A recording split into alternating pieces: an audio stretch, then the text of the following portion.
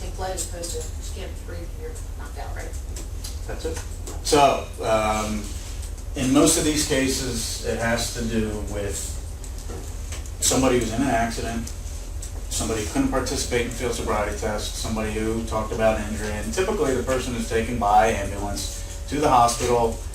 They are being tested there, and for the case, really the prosecution in these situations, they're relying on blood test results. They don't have much else. They have an accident and blood test results. That's why it's so important to know this information and to be able to really take out the entire case by first getting all the discovery they need in the case and then second attacking that discovery. We start out, all right, so what happens when the police officer gets to the hospital? Typically the officers have kits that they carry in their cars. The ones that I've seen, for the most part, are NIC kits, N-I-K. And these NIC kits are manufactured in New Jersey, Franklin Lakes. The kits have a number of things in them, all right? And I brought one I'm going to pass around in a moment. But they have the swab to swab the skin and make sure that it's good for the blood draw. What is your name, sir? Jay? Jay? Jay. Why do you think it's essential to make sure that the puncture site is a clean site before taking out blood? I guess to get, uncontaminated blood. You got it. That's it. Uncontaminated blood. And there's a particular way to do it. And this goes to the training of either the nurse, typically it's a phlebotomist of some kind, but sometimes we get a nurse, you'll never get a doctor in these cases. And I don't think I've ever come across a case where the nurse actually does the job properly when cleaning the site. Now first, you need a povidone, iodine, non-alcoholic swab. Betadine doesn't do it. You can have alcohol swab. Now there is a line of thought essentially that if you have ethanol in the swab, that's going to contaminate the blood. That's true. But there are other alcohol swabs, isopropyl, okay, where that's not necessarily going to affect the results. There may be rupturing of the blood, hemolysis, which I'll talk about in a little bit, through the use of isopropanol. But unless really ethanol is used in the swab, it's not going to affect the results. So Kevin, why not betadine? Why only the propylene iodine? From the research that I've read, betadine does potentially have alcohol, actually. So povidone iodine does not have it in there.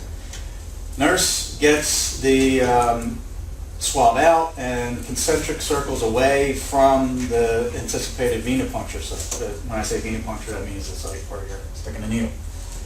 You're pushing it away. You're pushing the dirt and contamination away from the site out. Hardly ever happens. If you go to trial and you ask the person taking the blood, what did you do? They're going to say, I just rubbed it up and down. You're just taking that dirt, that oil, that contamination, and pushing it back and forth on the same site.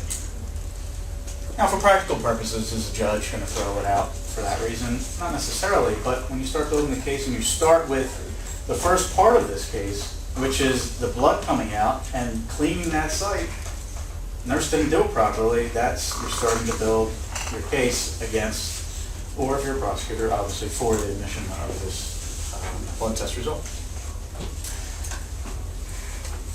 In these kits, as I said, you have the foil package for the swab. Now, in discovery, you're going to ask for not only a picture of the kit, which you may not get, probably won't get, but certainly will ask for, and now know that there are reasons why you need this and be able to explain it to the judge, that the kit itself has an expiration date on the outside. That expiration date doesn't necessarily have to do anything with the contents inside. You may be asking, well, so why is there an expiration date on this kit? And to be honest with you, I have no idea why it would be on the box because it's just the box. But nonetheless, it's on it, and as a defense, from a defense point of view, that's something to argue. The kit itself is expired. Why would they put a certificate? Why would they put an expiration date on it if it didn't have some type of importance? But nonetheless, inside the kit, you have the swab, and on the swab is on the foil containing the swab is an expiration date that's embossed on it.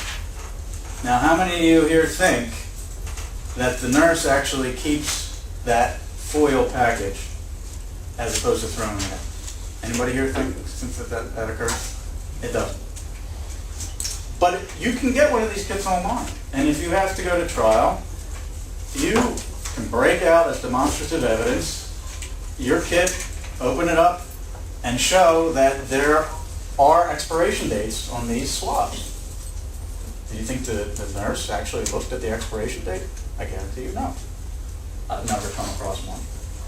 You know, and the last thing that the nurses want to do in these situations really are deal with potential drug sellers. They want to get them in, get them out, get to the more important people in their minds that they have to deal with. So they're not paying attention. Vacutainers. All right, so a vacutainer is essentially a vial with a rubber stopper on it. Okay, it goes into a housing, and you'll see pictures in a second of that, with a needle on the end of it. The vacutainer has a vacuum in it. So it's a container with a vacuum, and it's vacuum sealed. Once the needle goes into the vein, the vacuum sucks it. The needle goes into the vein, and then you actually push the vial, puncture the rubber stopper, so the vacuum sucks up the blood, and it's supposed to suck up 10 milliliters of blood. That's what the vacuum's supposed to do if it's intact. All right.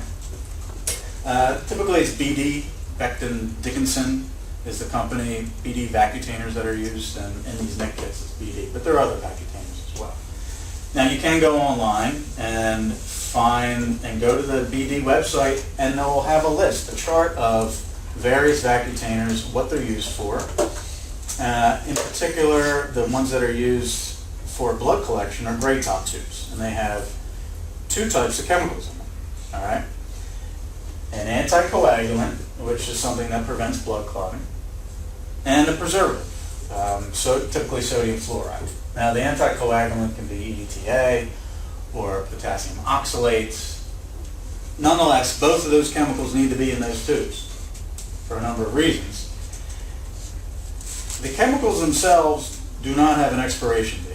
The tubes do not indicate how much of each chemical is in that vacutainer. And you cannot get that information, which again is essential. There should be a certain amount of sodium fluoride as preservative in these tubes. So for every milliliter, and these tubes are 10 milliliters for 10 milliliter draws, every milliliter of blood, there should be 10 milligrams of sodium fluoride. So 100 milligrams of sodium fluoride should be in those tubes. How do you know this? There's no really good way. I mean, certainly, officer's not going to be able to tell you. The lab's not going to be able to tell you, and the nurse is not going to be able to tell you. You have to go to the manufacturer and somehow get a certification. But there's no certification that comes in these kits. What does come in the kit is a certificate of manufacturer that says this is a new and unused kit, which seems to me to be an important aspect of this. This is information that most attorneys don't ask for in discovery, but all of you should be asking for in discovery, because wouldn't you want to guarantee that the kit that's being used to take your client's blood, or even from a prosecutor's point of view, wasn't a used vacutainer, and there's a certificate guaranteeing that it's new and unused? On the tubes themselves, there are expiration dates, okay? So what does that mean? It's not, not expiration date of the tube, the actual tube, or for the chemicals. It's an expiration date essentially for the stopper, the rubber stopper. Rubber bands, after a certain period of time, get old, dry, crack, break. Rubber stoppers do the same exact thing.